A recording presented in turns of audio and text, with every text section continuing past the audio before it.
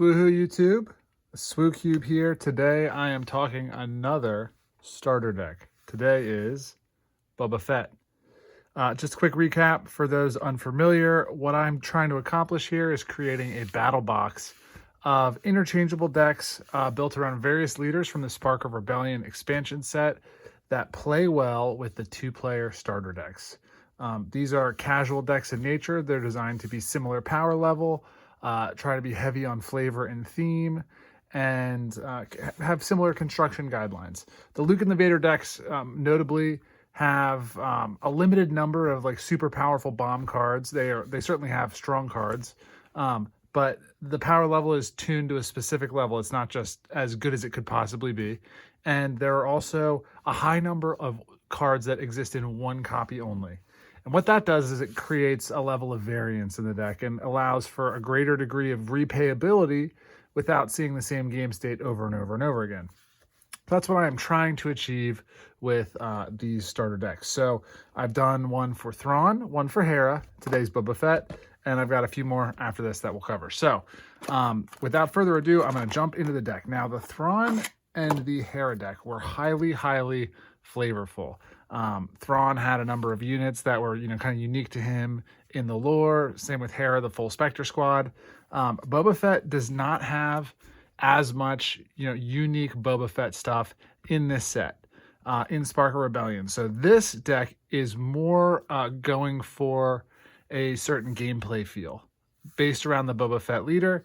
It certainly, it has a feel to it. It has a theme to it, but there aren't as many. Boba Fett's kind of a loner. Like, he doesn't have a band of buddies that he hangs out with. So with that said, this deck is notably a mono yellow deck. So it is Boba Fett with Administrator's Tower as the base. I'm not going to waste any time talking about what Boba Fett does. If you know the game, you know how good he is, you know how powerful his stats are for his cost and the tempo he provides. And so really what I'm trying to do in a starter deck format, in a budget way, is kind of recreate the vibe of Cunning Boba, the premier deck.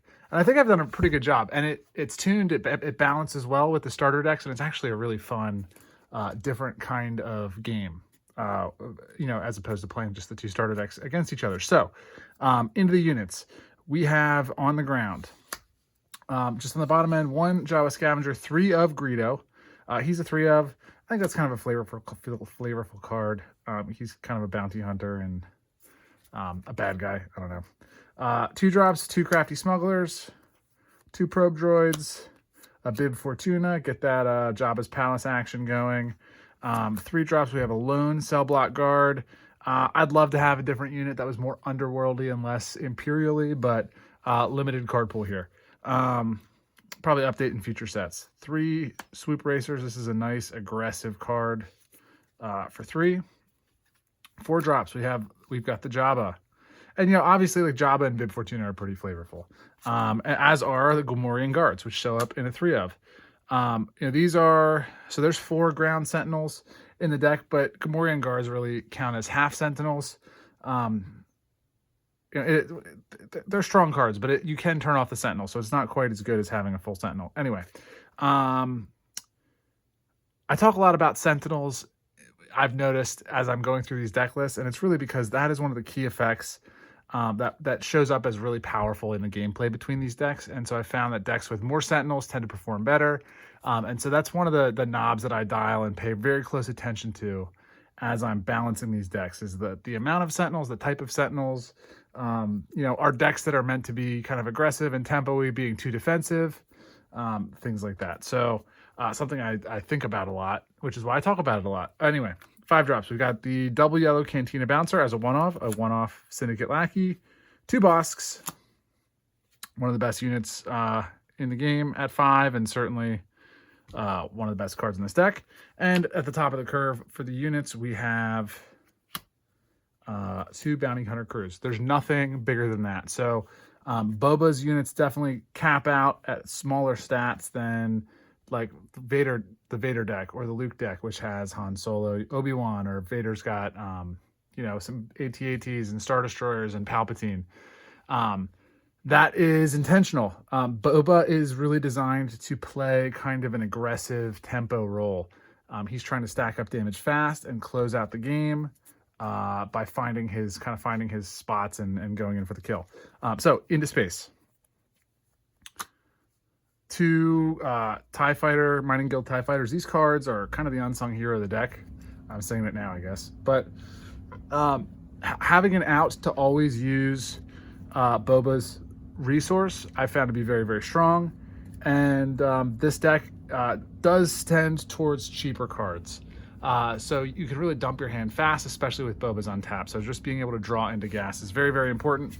Moving on, 3 Cartel Spacers, 2 Pirated Starfighters, another really cool card, 1 Corellian Freighter, and of course, a lone copy of Fett's Fire Spray. I almost considered not putting Fett's Fire Spray in the deck. It's such a good card. But you have to in Boba Fett. So there it is. Okay, moving on. Oh, one more. I missed one. There's a strafing gunship here as well. So I just like having that cross-lane combat thing. It seemed like something that Boba Fett would do. So, okay, onto the event package.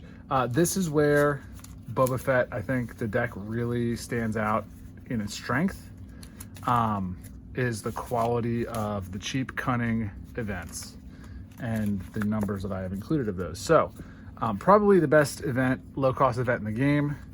Surprise Strike is a full 3 of. That's key. As is No Good to Me Dead. If you watch my other videos, I talk about how much I love this card in Limited. 3 of, also super, super flavorful, right? This is one of the cards that screams Boba Fett. 3 Waylay as well. These may be the best, outside of like cunning itself, these might be the best cunning, the best cunning events in the game, and Boba Fett's got a full 3. So this is the real strength of this deck is its reactiveness, its ability to, find holes in the armor and exploit them rapidly. Anyway, so that's the core, and then we've got a handful of one-offs. We got 1 out maneuver, 1 disarm, weak card, but you got to have some variance here. I had no choice. A lone Asteroid Sanctuary, 2 shoot first. And that's it for the events. And I've got 2 upgrades, a Snapshot Reflexes and a Smuggling Compartment. And that's it for the deck. It does the things that Cunning Boba tends to do. It can put on damage pretty quick. It can find its spots. It certainly can get out mid-ranged. When you're playing against this deck, it's pretty key to try and control the board and don't let Boba get 4 or 5 units on the field. He'll run away with the game pretty quick that way. There are 7 tricks in the deck, which is key to pay attention to for Jabba the Hutt.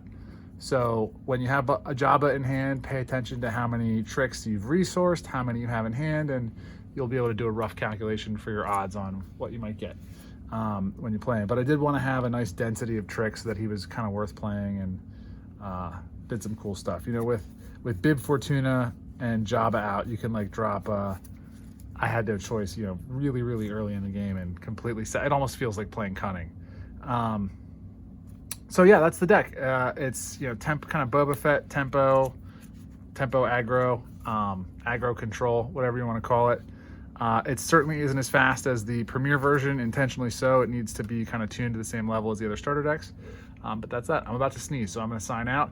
Thanks for watching. Like and subscribe, and I will be back with more decks in the future.